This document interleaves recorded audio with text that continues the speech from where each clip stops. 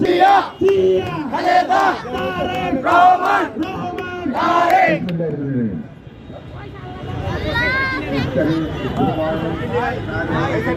আমরা তাদেরকে উদ্দেশ্য করে আজকের এই আমাদের এই ইফতার বিতরণ কর্মসূচি তারাও অনেকক্ষণ ধরে দাঁড়িয়ে আছে।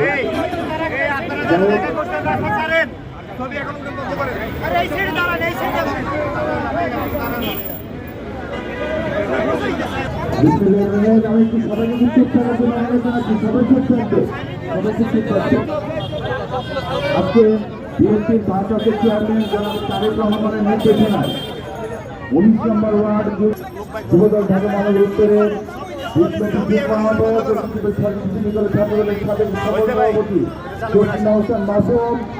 আমাদের মধ্যে উপস্থিত আছেন গুলশান থানা বিএনপির সিনিয়র যুগ্ম আহ্বায়ক, গুলশান থানা যুবদলের সাবেক সফল আহ্বায়ক, সাবেক সফল সাধারণ সম্পাদক, গুলশান থানার জননেতা জনাব শাহজাহান কবির। আমাদের মধ্যে উপস্থিত আছেন যুবদল ঢাকা মহানগর উত্তরের যুগ্ম আহ্বায়ক সিরাজউদ্দিন আহমেদ, যুবদল ঢাকা মহানগর উত্তরের আহ্বায়ক কমিটির অন্যতম সদস্য, অত্যন্ত পরিশ্রমী যে গুলশানের দায়িত্বে ছিলেন সেলিম রেজা, আহ্বায়ক কমিটির সদস্য আরিফ সহ গুলশান থানার সকল পর্যায়ের নেতৃবৃন্দ, কারণ নামার যে সংযুক্ত সকল পর্যায়ের নেতৃবৃন্দ যারা অত্যন্ত পরিশ্রম করে আজকের এই ইফতার বিতরণ কর্মসূচি অনুষ্ঠানটাকে যারা সফল করেছেন সবাই জানাচ্ছেন ব্যক্তিগত পক্ষ থেকে যুবদল ঢাকা মহানগর পক্ষ থেকে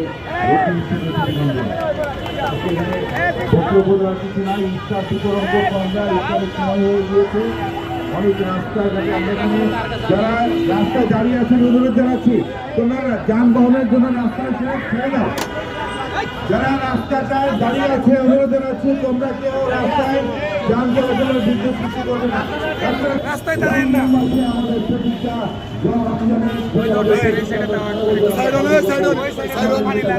তারেক রহমানের নির্দেশে এবং আপনাদের জনগণের কোনো সুবিধা